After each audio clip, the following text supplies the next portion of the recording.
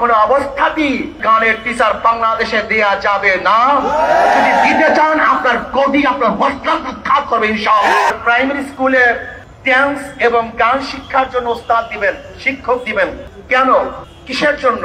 গান ড্যান্স আমাদের মুসলিম পরিবারের এটা সংস্কৃতি না। যদি আপনাদের সমস্ত পরিবার, বাংলাদেশের সমস্ত পরিবার নাস্তিক হয়ে থাকে, বেঈমান হয়ে থাকে, তাদের জন্য গান এবং গানের টিচার দিতে পারেন।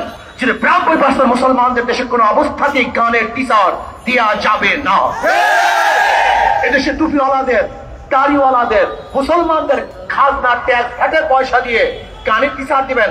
গানের টিচারের প্রয়োজনটা কি? ওয়ালটন এখন দেশের সীমানা পেরিয়ে পৌঁছে গিয়েছে ৫০টিরও বেশি দেশে। ওয়ালটন, ঘরে ঘরে, বিশ্বজুড়ে।